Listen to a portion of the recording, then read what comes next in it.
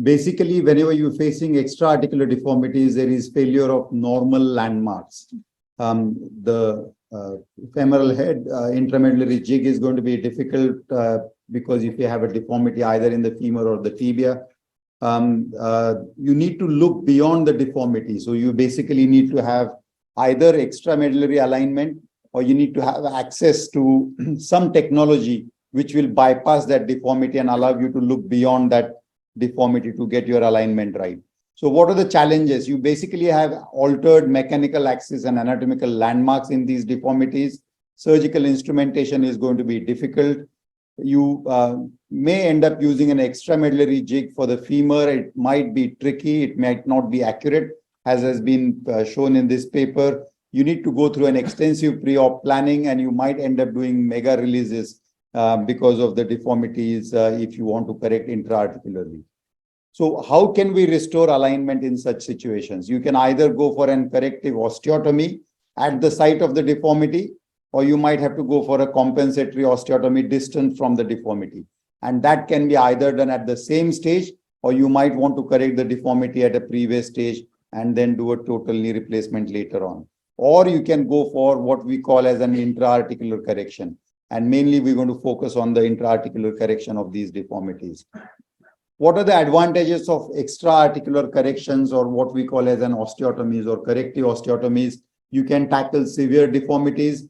You can bring the alignment of the femur and tibia back to normal so that you can go for a normal knee replacement either at the same stage or at a later stage, depending on how much of a torture you want to sustain for yourselves and for your patients.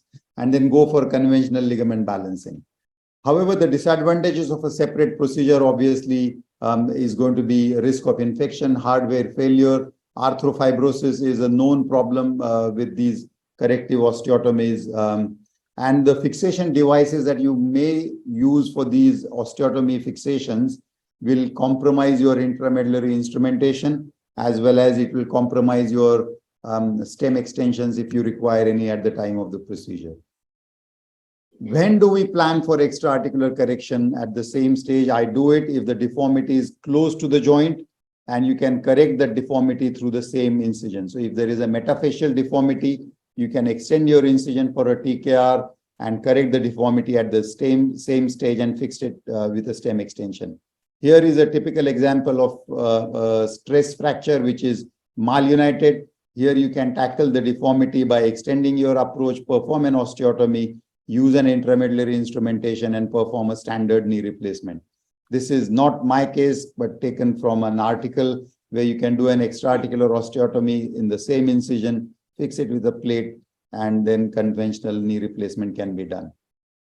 But what about intra-articular correction? We've talked about extra-articular correction, either 2 stages or 1 stage, but intra-articular correction can be attempted if there are some criteria which are met, where you may not be able to use the standard instrumentation.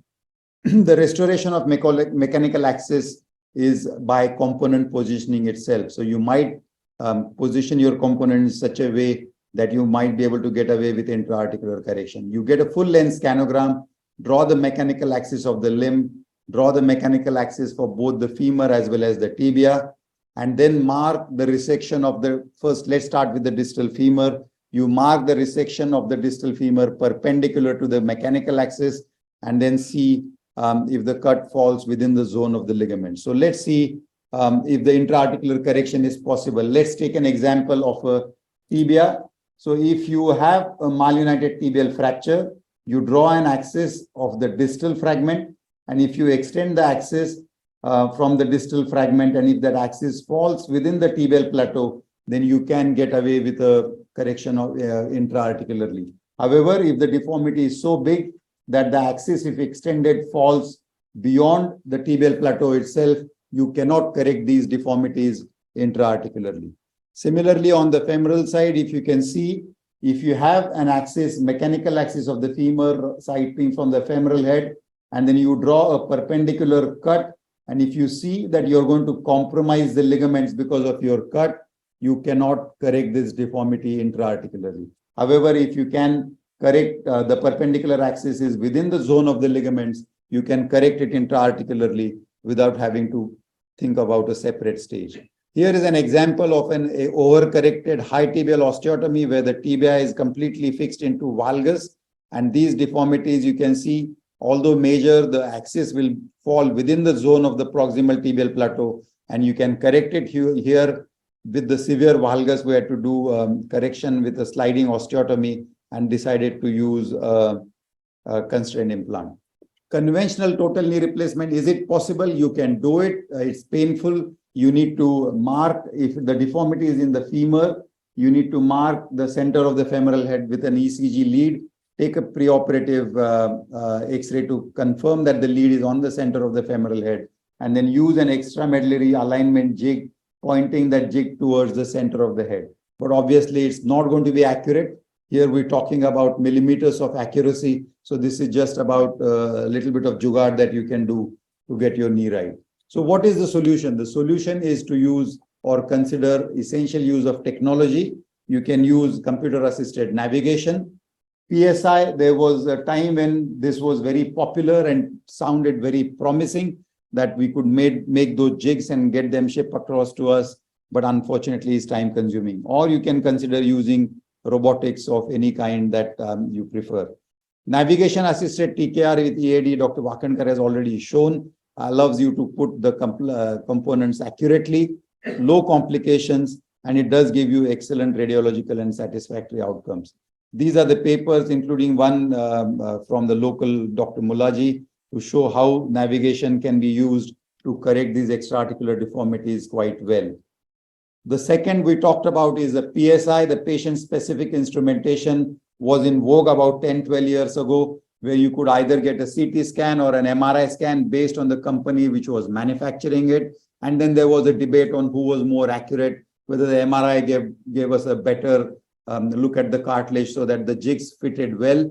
However, it was time consuming. You nearly had to wait 3 to 6 weeks for the jigs to be shipped from the US. And although promising, there were errors into it and was rapidly given up. But I think the kinematic alignment people did continue to use it. Advantages are accurate component positioning, bone cuts were precise, but intramedullary instrumentation were not required, so reduced risk of emboli and bleeding. But however, as I said, it was time consuming and painful for us to wait for those jigs. We went through a phase where I have used the eye assist extensively. Smith & Nephew had the Ortho Align as well, which is a hand-based accelerometer or a gyrometer-based method by which you can get the cuts right, and you can get away with extra-articular deformities using these jigs quite easily. Here is a pre- and post-op scanogram of that patient getting the alignment back to normal. Another example where if you have an implant which is within 2 centimeter or 2.5 centimeter of the distal articular margin of the femur, then you cannot leave the implant behind. So here we did one-sided knee replacement and removal of plate from the other side in a staged manner, and then went ahead and did the eye assist 6 months following the primary removal of plate for this patient. Another example of a grotesque uniplanar, biplanar deformity of the femur. So not only in the coronal plane, but also in the sagittal plane, you can see there is hyperextension deformity at the femur. Again, you can consider using a technology, either computer navigation or accelerometer-based navigation to get the alignment right for these patients. Robotics, if you're using them routinely, have made life much easier for more appropriate coronal placement, as well as getting the transverse plane right, where the rotation can be perfectly matched to the native femur and patellofemoral problems can be sorted out as well. Example of bilateral tibial fractures with more malinion on the right side, treated with robotic assisted technology. If you have intramedullary implants which are blocking your usage of intramedullary alignment jigs, again, robotics will come to your rescue, or computer navigation for that matter, to get you a perfect alignment. So in conclusion, alignment can be restored either by a corrective osteotomy can be done at the same stage or done as a different stage.